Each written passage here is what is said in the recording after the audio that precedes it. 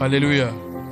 Donc, bienvenue à cette session d'école de prière. Dites école de prière. Nous avons un thème ce soir. Le thème de ce soir, c'est bataille aux portes de l'ennemi. Comme je l'ai expliqué la semaine dernière, il s'agit d'une série qu'on aborde depuis plusieurs semaines. Bataille aux portes de l'ennemi, 2 points, prière et supplication. Lorsqu'on parle de bataille aux portes de l'ennemi, il s'agit plutôt d'un appel à refuser d'être assis et à subir les batailles que l'ennemi crée dans nos vies. Mais bataille aux portes de l'ennemi, c'est décider que maintenant moi je prends l'initiative d'amener la bataille où c'est à ta porte. Dis ça se jouer dans ton camp. Ça se jouer dans ton camp. Et c'est moi qui amène cette bataille là-bas. Et nous avons déjà précisé que pour mener l'offensive, il faut avoir des armes offensives. Et le texte de 2 Corinthiens chapitre 6. Le texte de 2 Corinthiens chapitre 6, le verset 7, nous apprend qu'il y a des armes offensives et des armes quoi? Défensives. Et nous lisons Ephésiens chapitre 6. Aujourd'hui, on va étudier le verset 18 et voir l'arme qui est là-bas, qui est une arme offensive que nous allons étudier. Ephésiens chapitre 6, le verset 18.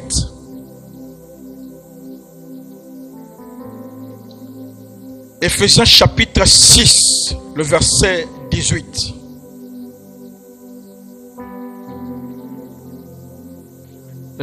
Ne pas chercher Ephésiens dans l'Ancien Testament, s'il te plaît.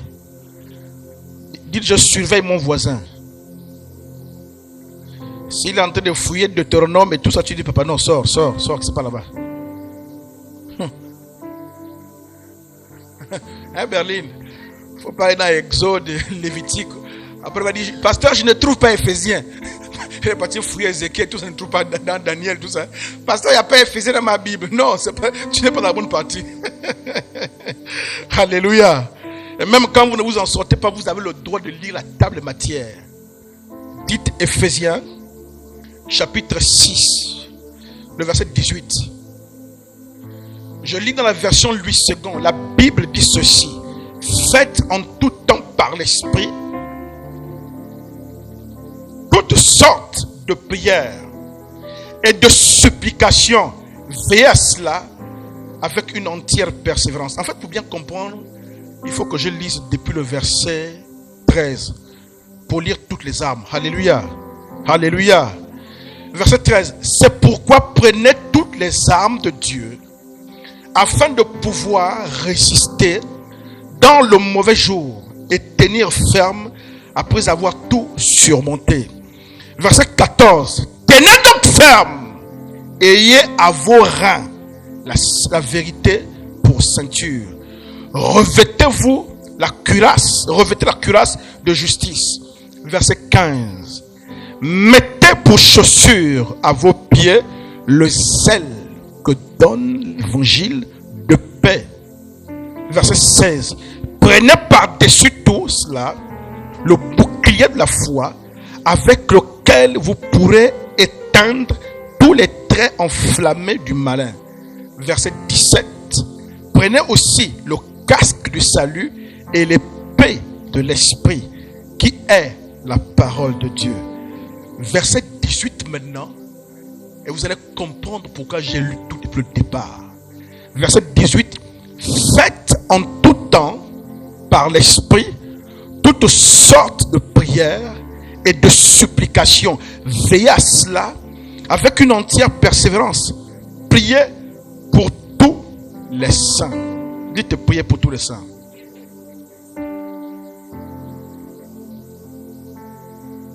J'ai choisi ce verset Parce que c'est une arme offensive qu'on va étudier aujourd'hui. On a dit étudier quelle arme? L'épée de l'esprit.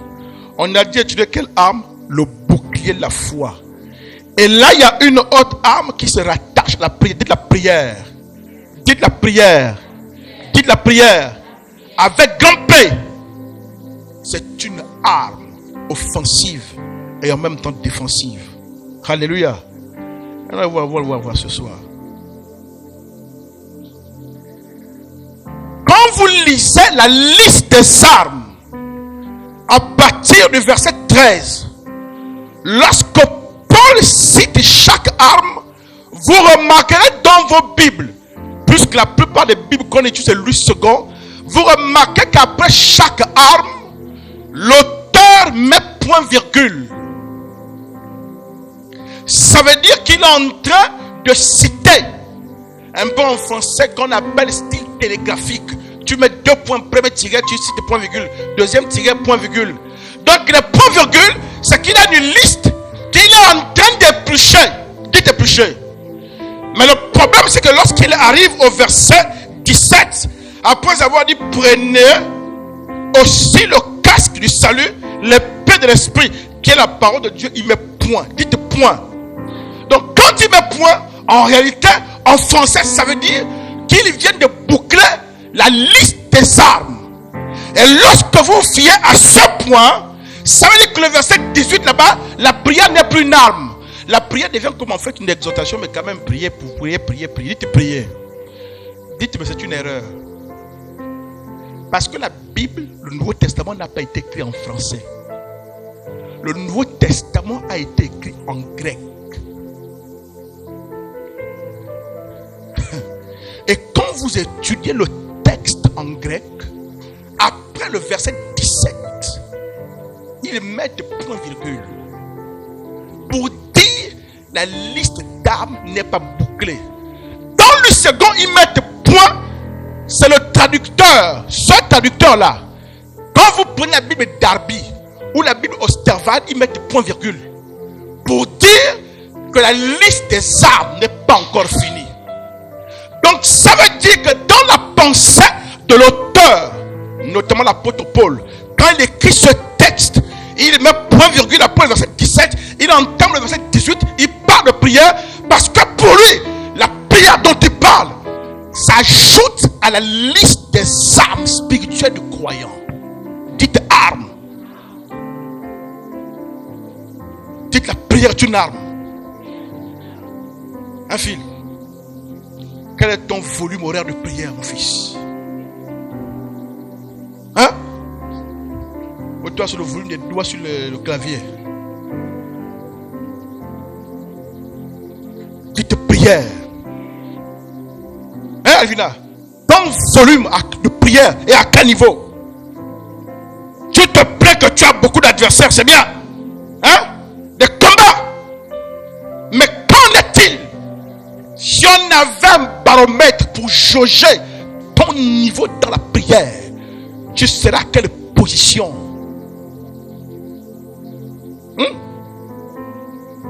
Si on pouvait faire des prélèvements sur toi, analyser pour voir l'intensité, le niveau de prière, tu seras à quel niveau? Certains d'entre nous, si on fait le prélèvement, ton niveau de prière est en deçà. C'est-à-dire qu'il n'y a même pas la mesure pour évaluer ton niveau qui n'existe pas. Tu es en dessous de 0, moins. Là où la règle s'arrête à moins 50, toi tu es plus bas. On te cherche ni en haut, ni au milieu, ni en bas. On dit mais lui c'est comment? On dit que lui c'est non classé. Dites non classé. Dites prière. Donc l'apôtre Paul, apostole, dans le grec, met virgule, parce que pour lui, la prière fait partie des armes du croyant. Mais sauf que quand il parle, il dit faites en tout temps par l'esprit. Oh, dites détail. Donc c'est pas n'importe quelle prière. Oh yeah. Dites ce n'est pas n'importe quelle prière, mais une prière qui est faite dans l'esprit. Et c'est cette prière qu'on va comprendre. Lorsqu'on parle de prière en esprit, il y a une expression. Cette expression est très connue et répandue dans le corps de Christ. Dès qu'on parle de prière en esprit, la plupart d'entre nous vont le parler en langue, de te parler en langue. Et certains croient qu'il s'agit tout de suite de parler en langue. Non! Dites non. Parce que quand on parle du parler en langue dans 1 Corinthiens chapitre 14 et 15, c'est le même Paul. Quand il parle dans 1 Corinthiens 14 et 15, qu'il parle de prier en esprit, pour faire allusion au parler en langue, c'est esprit avec petit e. Donc notre esprit humain qui a été renouvelé et qui est rechargé, nous prions en langue, c'est quand nous prions en esprit. Donc notre esprit, lorsque l'apôtre Paul parle de prière en esprit, pour se référer au parler en langue, il met esprit avec petit e. Mais dans Éphésiens chapitre 6, verset 18, quand il parle de prier en esprit, il ne parle pas de prier en esprit avec petit e. Il parle de prier en esprit ou prier dans l'esprit avec grand E. Le grand E, c'est l'Esprit Saint-Esprit. Ça veut dire prier, non pas nécessairement en langue, mais prier étant conduit, guidé, inspiré et porté par la puissance de l'Esprit. Dites, papa, on veut comprendre ces choses. Les circonstances nous fatiguent trop. Les événements nous fatiguent trop. Les méchants nous fatiguent trop. On veut comprendre ces choses. Non, j'aimerais ouvrir une parenthèse et dire, tu as le pouvoir. Oh, dis j'ai le pouvoir. Tu as le pouvoir, ma fille. Dites-moi, Adam et Ève dans le jardin d'Éden, la Bible dit qu'ils ne savaient pas qu'ils étaient nus, non? Ils ne savaient pas, non? Est-ce que ça enlève le fait qu'ils étaient nus? Même si tu n'as pas conscience de ton pouvoir, tu as le pouvoir quand même. Dis c'est un fait. J'ai le pouvoir. Et je vais apprendre à l'utiliser. Alors ma fille, tu vas apprendre à l'utiliser. Il faut que tu sortes de la tristesse. Oh yes. Tu dois sortir de la tristesse. Là je te vois avec les yeux de l'esprit. Vous savez que quelqu'un peut être heureux. Vous voyez la personne, elle est heureuse, belle, gentille. Mais il n'y a que les yeux de l'esprit qui peuvent voir la réalité. La réalité de l'insomnie. La réalité des cachets que tu prends pour essayer de dormir. 2. La réalité des nerfs qui tirent des tensions. La réalité des combats que tu as, qu'il y a toi seul qui vois. Et quand tu viens t'asseoir quelque part, l'esprit met le doigt. Pas parce qu'il t'expose, parce qu'il te rassure. Quand tu pleures sur le bord de ton lit, à partir de 3 heures que le sommeil te quitte jusqu'au matin, Dieu touche quelqu'un, il ouvre les yeux pour que tu comprennes. Quand tu es là, tu pleures. Je suis à tes côtés, ma fille. Je ne t'ai jamais quitté ni abandonné. Tu comprends, maman? Il ne t'a jamais quitté ni abandonné. Dis, je sors de la culpabilité. Et souvent, quand tu es dans cette phase de fragilité, c'est là où Satan vient et te dit, ça vient comme des pensées, tu mérites ce qui t'arrive. Et le diable te rappelle des erreurs, des choses que tu as faites qui commencent à défiler. Et tu dis, c'est peut-être à cause de ça que je me retrouve là. Peut-être que Dieu me sanctionne. Peut-être que Dieu me punit. Dites, Dieu n'est pas rancunier. Dites, Dieu nous aime. Il y a longtemps, il t'a même déjà pardonné. Est-ce que vous savez que parfois Dieu te pardonne sans que tu demandes même pardon? Lorsque tu viens faire que demander pardon, il est déjà passé à autre chose. Quand tu lui parles, la Bible parle de la mer de l'oubli. Un océan de l'oubli. Où il prend nos iniquités, nos fautes. Quand il nous pardonne, il envoie ça là-bas. Il ne s'en souvient plus. Quand tu lui parles, pardonne-moi, tu confesses 4 fois le même péché. À la 4e, il te dit, mais de quoi est-ce que tu parles, Alvina? Dans mon écran ici, je ne vois rien. Et je dois sortir de la culpabilité. Et c'est souvent ça le plus difficile. C'est une parenthèse. C'est souvent ça le plus difficile. Parce que nous, les êtres humains, dans notre monde, on nous a appris à nous montrer dignes, à faire des efforts pour mériter quelque chose. Mais quand tu n'as rien fait, on te dit qu'il t'a pardonné, qu'il t'aime et qu'il t'offre la chose, tu as du mal à accepter. Ne laisse pas le diable te culpabiliser. Parce que Jésus est déjà mort pour toi. Il a payé pour tes péchés passés, présents et futurs. Et son sang était divin.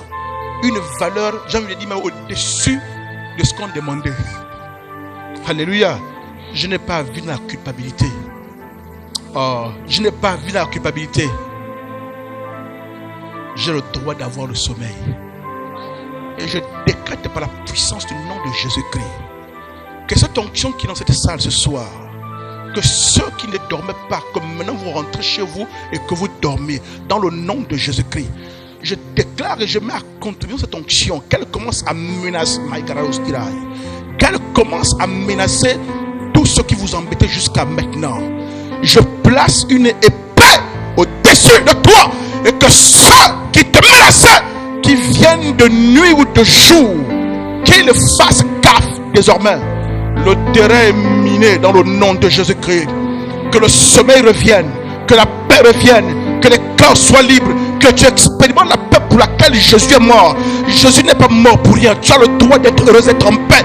Peu importe ce que tu as fait dans ton passé, le sang de Jésus te sanctifie et il efface l'ardoise. Il efface l'ardoise. Et tu as besoin d'avoir cette assurance parce qu'on parle de prière. Pourquoi j'en parle? Parce que le livre d'Hébreux dit: approchez-vous du trône de la grâce avec assurance. Alors que tu veux t'approcher du trône de ton papa, Satan te retient avec la culpabilité. Non, dis-lui que non, va là-bas. Dis-moi là-bas. Est-ce qu'on peut acclamer Jésus? Quand tu te réveilles à 3 heures, tu sais, la Bible a dit que je m'approche avec assurance du trône de la grâce. Parce que la prière est le cadre d'autorité. C'est une arme qui a été mise à ma disposition. Comme Satan ne veut pas que tu te serves de cela, dès qu'il te voit te rapprocher dangereusement du trône dans la prière, il active les chaînes de la culpabilité. Ah! Quand ça commence, Berlin dit: ah, Vaïka Katouka va là-bas. Est-ce qu'on peut acclamer pour Jésus?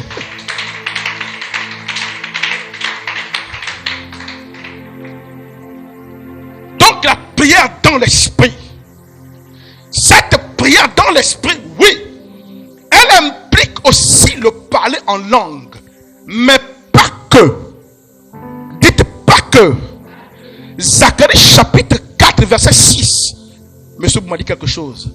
Ce n'est ni par la force, ni par la puissance, mais c'est par l'esprit du Seigneur. Alléluia. Zacharie 4 6 dit que nous ne pouvons rien sans l'esprit de Dieu. Ah, dites l'esprit de Dieu. Tout ce qui est écrit ici ne peut pas se manifester sans l'esprit de Dieu. Même quand la Bible dit que vous imposerez les mains aux malades, ils seront guéris. C'est l'esprit de Dieu qui se manifeste et qui produit, qui rend manifeste cette promesse. Quand tu as des visions, oh, j'ai vu une vision de Jésus, c'est l'esprit qui le fait. Actuellement, Jésus glorifié est assis à droite du Père. C'est le Saint-Esprit qui fait tout sur terre, qui le glorifie et qui rend témoignage de lui. C'est pourquoi il y a un homme de Dieu qu'on appelle Miles Monroe qui a dit: le Saint-Esprit est la personne la plus importante sur terre. Miles Monroe parle de quoi? À l'époque, quand les royaumes partaient conquérir d'autres territoires, ma fille, un peu comme quand les Français sont venus au Gabon, non? Nous coloniser, non? Quand ils ont commencé à nous coloniser, ils ont établi qui? Des gouverneurs. Donc un représentant de leur royaume, de leur territoire, de leur pays, en territoire outre-mer. C'était représentant. Et dans ce territoire conquis, le représentant qu'on appelle le gouverneur est la personne la plus importante sur le territoire conquis. Et il amène ça dans le domaine spirituel. Le Seigneur qui quitte les cieux et qui est venu par son sang conquérir notre salut, conquérir l'espace terrestre. Donc nous on devient comme un territoire colonisé, un territoire outre-mer que le royaume des cieux est venu conquérir. Et ils ont établi une personne pour administrer les affaires locales. Cette personne, c'est le Saint-Esprit.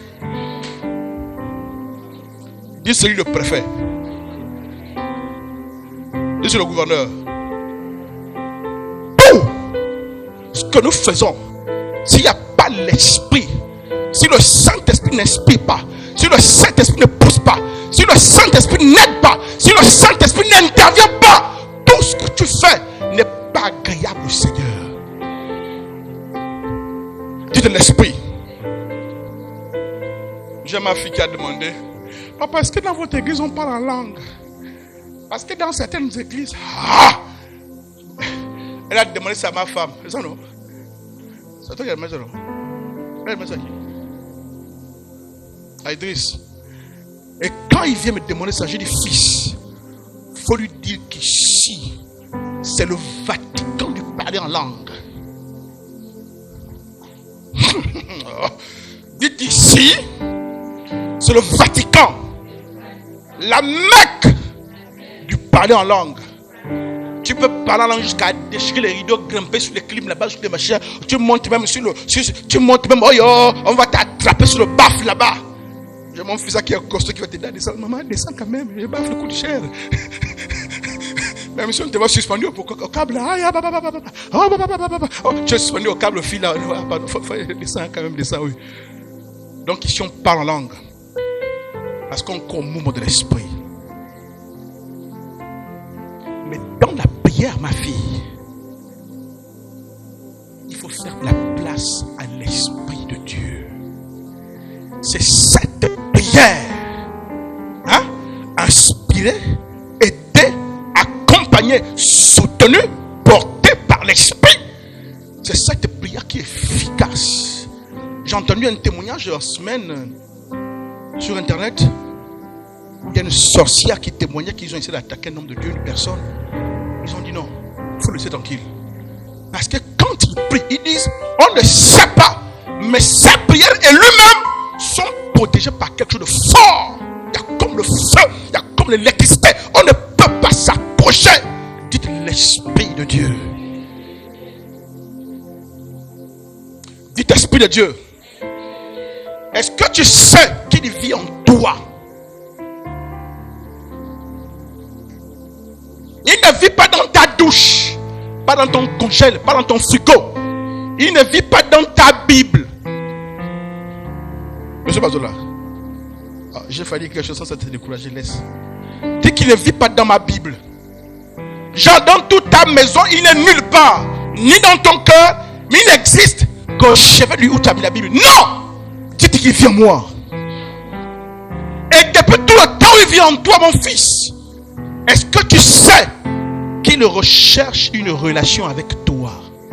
Nous ne l'expérimentons pas parce que nous voulons vivre des expériences. Écoutez, là où toi tu recherches des expériences ponctuelles, lui il recherche une relation en continu.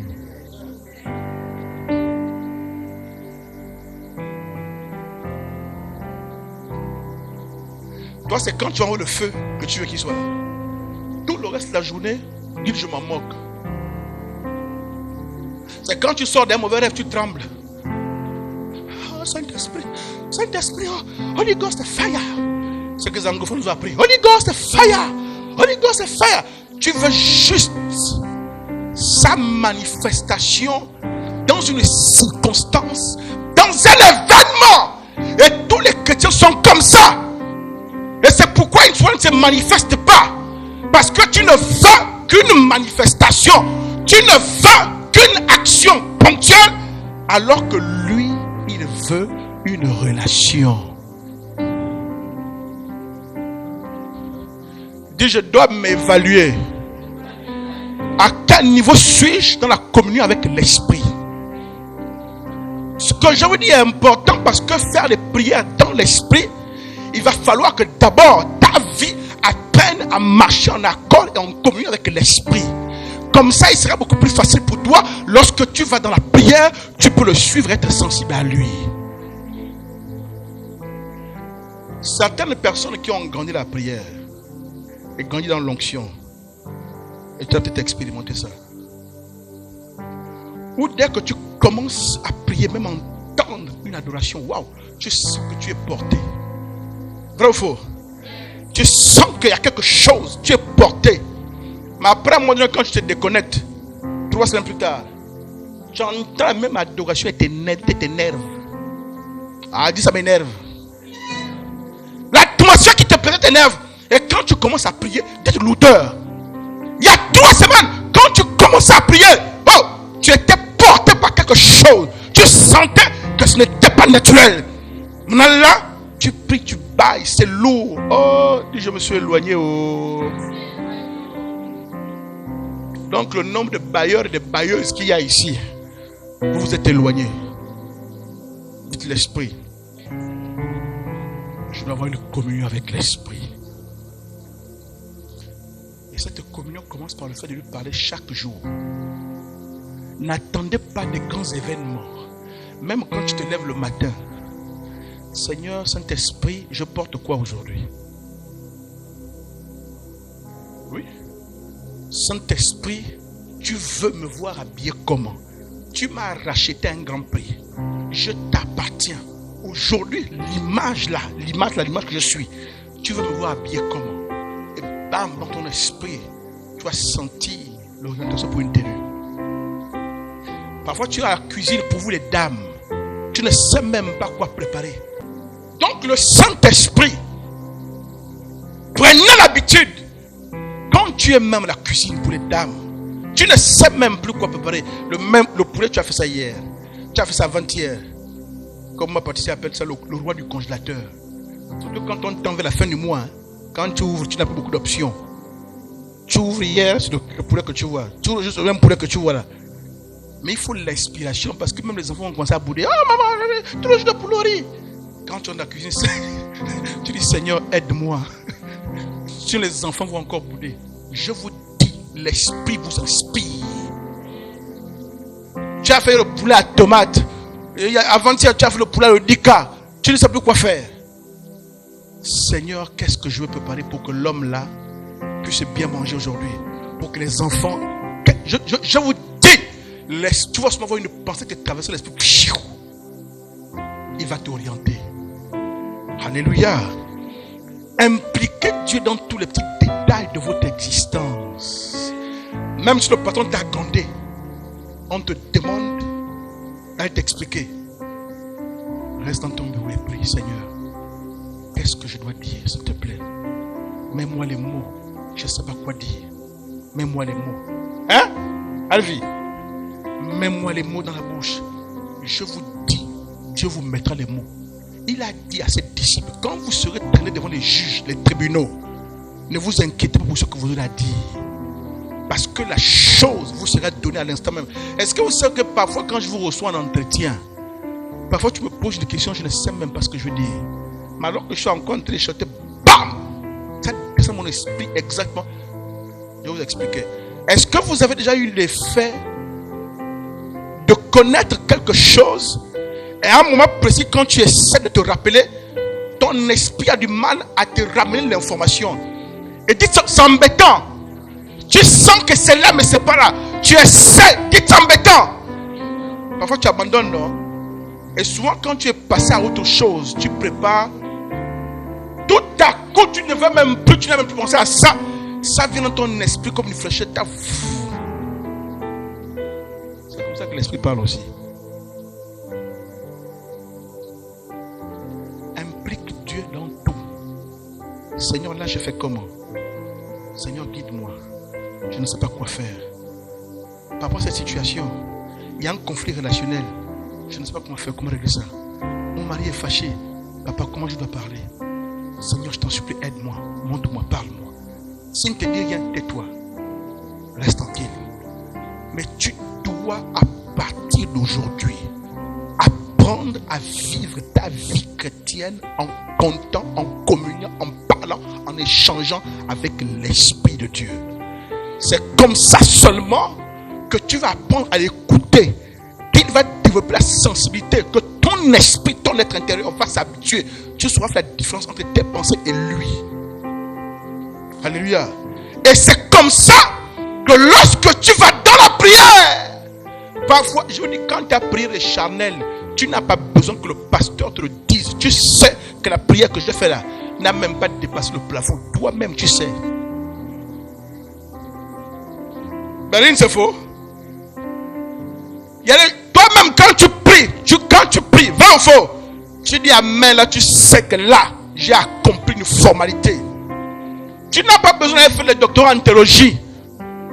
Parce que ton esprit rend témoignage que la manie, nous sommes à plusieurs kilomètres de lui.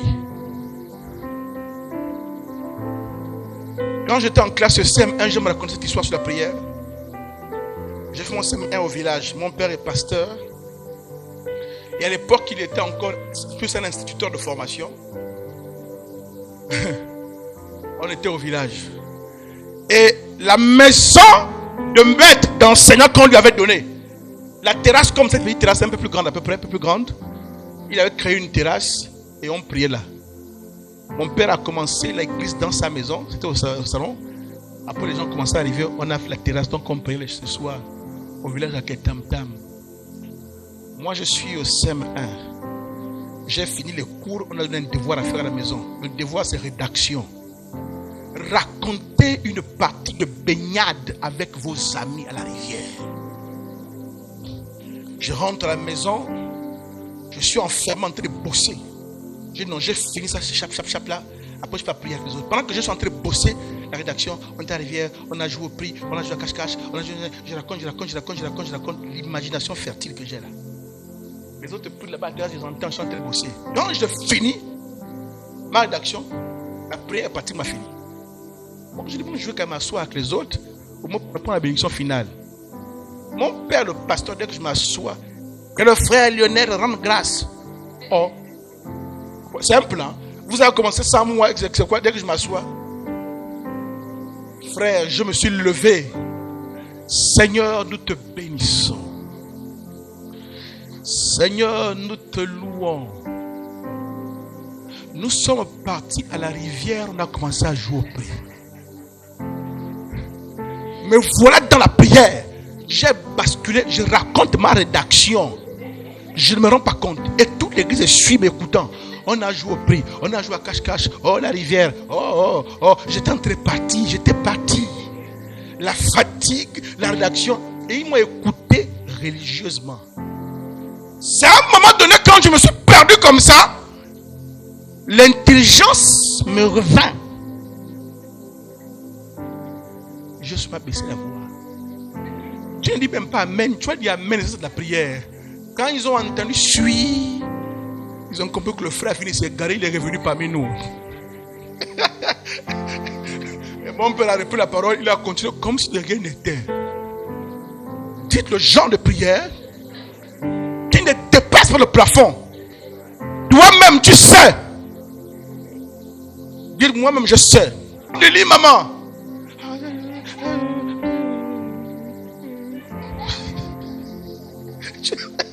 Dites en apnée. Tu es en train de partir. Et pendant que tu pars, parfois tu vois les images du foufou. De la mamie de la cuisine. Et c'est quand tu es en train de partir là, oui, tu reviens. Et quand tu reviens, tu dis, oh, que je raconte. Oh non, Seigneur, excuse-moi. Pardon, Seigneur, pardonne-moi. Oui, je disais que. Tu es en train de partir. Toi-même, après, tu es fatigué. Ah, bon, Seigneur, tu connais. Tu mets le drap, boum, tu dors. Dis, je dors. Il y a des prières, quand ça n'a pas traversé là, tu sais. Vrai ou faux? Berlin. Il y a des prières, quand ça n'a pas traversé le plafond c'est une image. Toi-même, tu sais que là, il n'y a rien. Mais à des moments, oh yeah, qui a déjà expérimenté ça? Sarado, Shakarapirira. Où tu es dans ta chambre, mais tu sens que là, tu n'es pas seul. Oh, l'homme de Galilée est là. L'atmosphère, les larmes coulent seules. Tu te réponds naturellement. Tu as envie de pardonner à quelqu'un qui t'a fait du mal. Tu as envie d'oublier, de passer à autre chose. Dites l'homme de Galilée. Et parfois tu viens t'agenouiller pour parler de quelque chose. Et quand ça te prend, tu n'as même plus envie de parler de ça.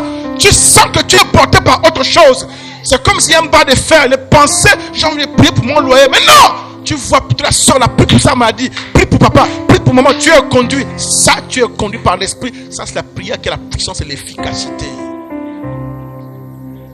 Mais tu n'as pas remarqué que quand tu es à ce chemin, à ce carrefour dans la prière, quand tu es à ce carrefour dans la prière, tu es venu pour prier.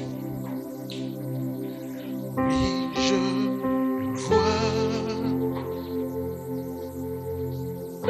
Oh, messieurs. Tout ça. Tu as un carrefour.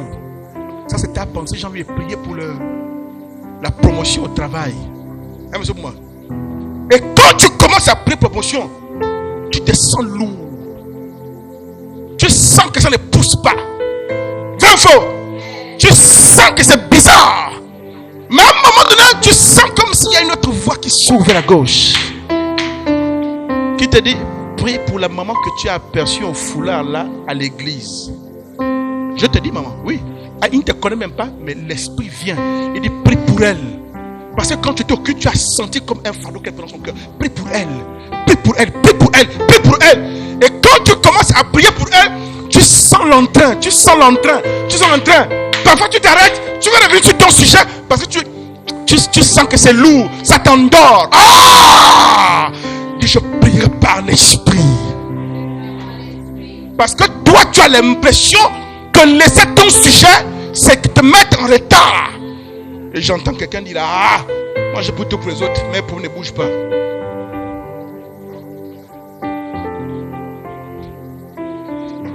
Oui, je te vois. Tu te trompes. Est-ce que tu sais que le chemin le plus rapide pour obtenir ton exaucement, c'est quand... Apostole, viens expliquer, viens expliquer. C'est quand tu t'oublies. C'est quand tu t'oublies. Et quand tu es conduit par l'esprit 1 et tu t'oublies, tu sens que tu vas aller dans ta direction, mais l'esprit t'amène ailleurs. Oh, tu ne mets jamais de problème. Non, non, laisse. Oui, je te vois. Oui, je te vois.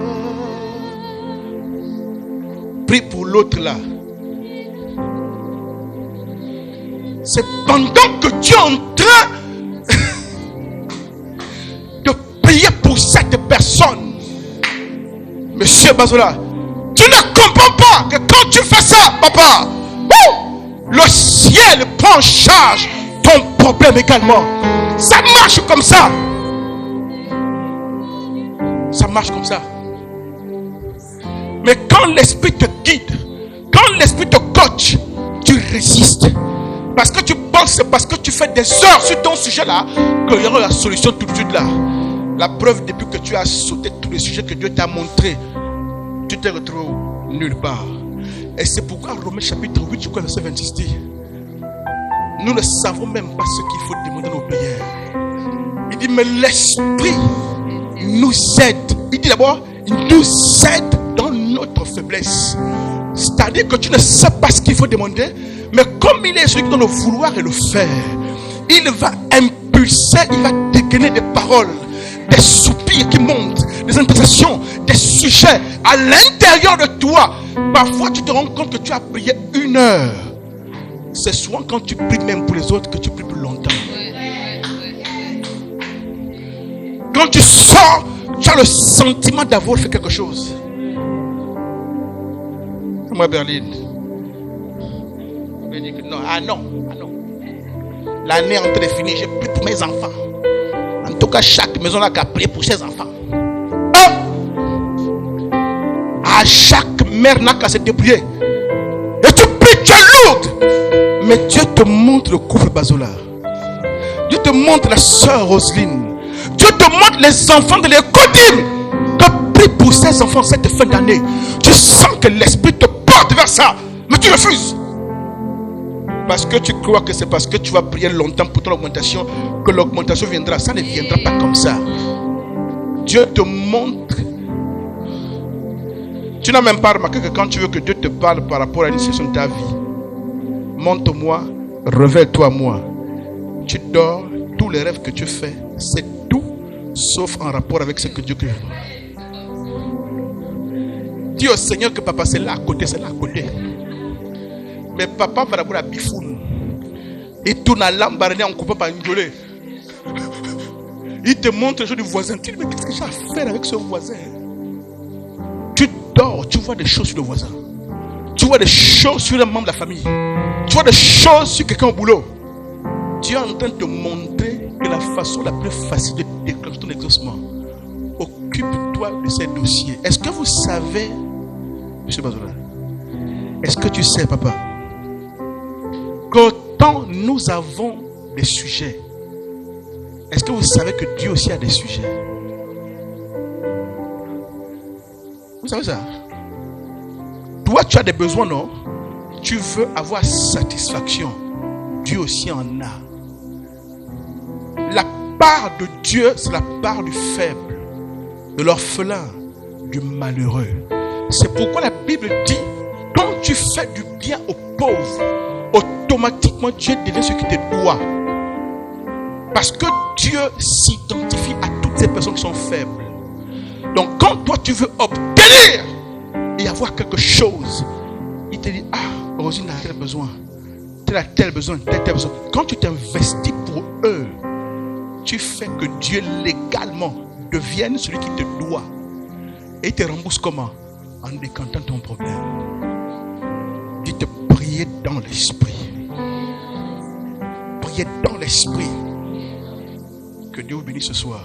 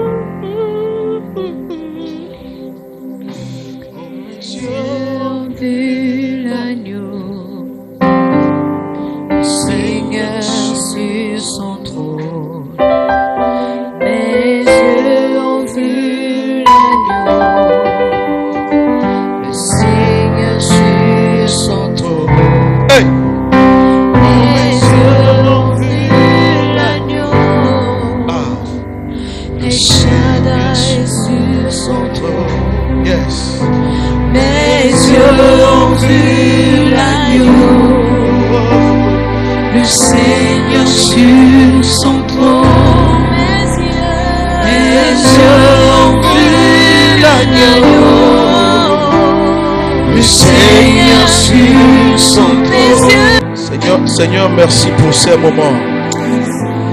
Merci pour ton onction en mouvement dans cet endroit, Père. Merci pour les cœurs que tu as circoncis. Merci pour l'intelligence que tu as challengée, que tu as renouvelée, que tu as transformée. Merci pour les destinées que tu as repositionnées. Merci pour la prière dans l'esprit que tu nous as apprise. Merci pour nos vies de prière qui changent à partir de ce soir. Nous te disons merci. Au nom de Jésus.